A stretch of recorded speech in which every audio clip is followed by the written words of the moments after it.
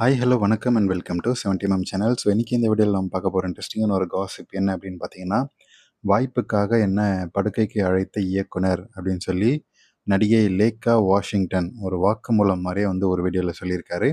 So என்ன சொல்லியிருக்காங்க, என்ன விஷயம் அப்படின்னு இந்த வீடியோவில் பார்க்க போகிறோம். தமிழ் சினிமாவில் டைரக்டர் ஷங்கர் இயக்கத்தில் வெளியான ஜென்டில்மேன் படத்தில் ஒளிப்பதிவாளராக அறிமுகமானவர் தான் ஜீவா. Photographer, cinematographer. காதலன், ஆசை, இந்தியன், குஷி உள்ளிட்ட பல படங்களில் ஒளிப்பதிவாளராக ஒர்க் பண்ணியிருக்காரு ஜீவா. 2001 இயக்குனர் அவதாரம் எடுக்கிறாரு 12B அப்படின்ற ஒரு படத்தின் மூலமாக. அது ஒரு சூப்பரான ஒரு படம் இல்லையா, ஷாம் நடித்த ஒரு திரைப்படம். ஸோ லிங்குசாமி இயக்கத்தில் வெளியான ரன் படம் இருக்கு இல்லையா, தமிழில் பட்டி தொட்டி எங்கும் ஹிட்டான ரன் திரைப்படத்தை ஹிந்தியில் ரீமேக் செஞ்ச டைரக்டர் ஜீவா.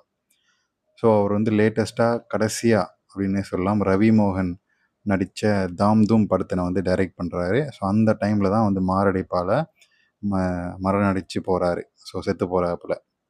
இந்த படம் ரிலீஸ் ஆகி படுதோல்வியை சந்திக்குது. தற்போது தாம் தூம் படம் ரீரிலீஸ் ஆச்சு இல்லையா, ஸோ அதனுடைய அந்த செய்தியை ஒட்டி இப்போ அந்த டைமில் சுற்றிட்டு இருந்த ஒரு காசிப் வெளியே வந்திருக்கு. அந்த படத்தை சுற்றிட்டு இருந்த அந்த காசிப்.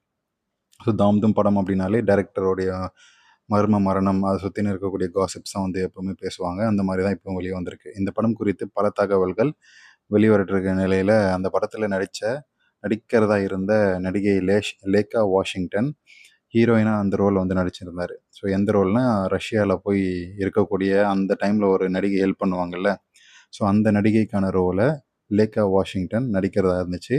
ஆக்சுவலாக கங்கனாவோட ரோல் கிடையாது, இன்னொரு நடிகையோட ரோல்.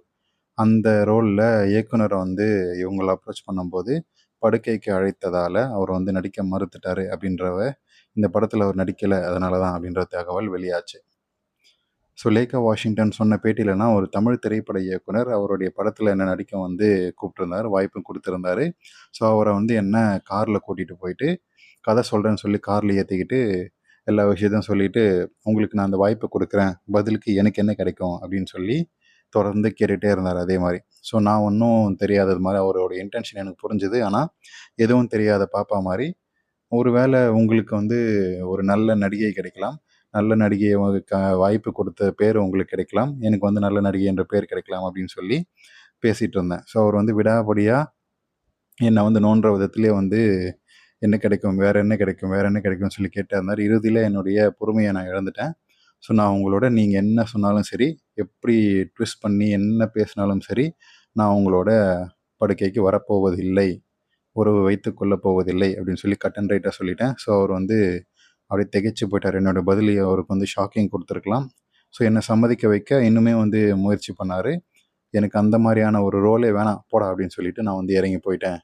ஆனால் அவர் ஆரம்பத்திலே அப்படி சொன்னது, இந்த மாதிரி அவரோட இன்டென்ஷன் எனக்கு புரிஞ்சது ரொம்பவே சந்தோஷமான ஒரு விஷயம்தான். ஏன்னா அது சொல்லாமல் நான் கமிட் ஆகி படப்பிடிப்பு தளத்தில் தினமும் இந்த மாதிரியான தொல்லைகளை சமாளிக்க வேண்டிய தேவையில்லை பாருங்கள், முன்னாடியே சொல்லி கட் பண்ணிட்டதே நல்லதாக போச்சு அப்படின்னு சொல்லி அவர் ஹாப்பியான நியூஸாக சொன்னார்.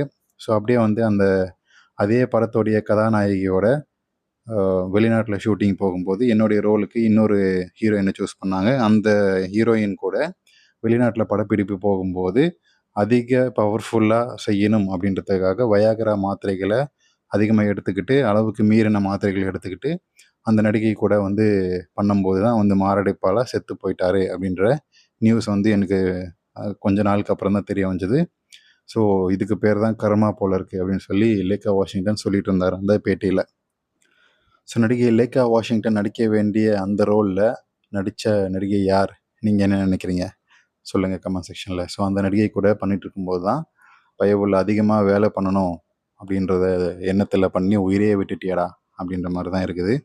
ஸோ உங்களுடைய கமெண்ட்ஸ் என்னன்றதை கமெண்ட் செக்ஷனில் மறக்காமல் சொல்லுங்கள். யார் அந்த நடிகையாக இருப்பாங்க நீங்கள் சொல்லுங்கள்.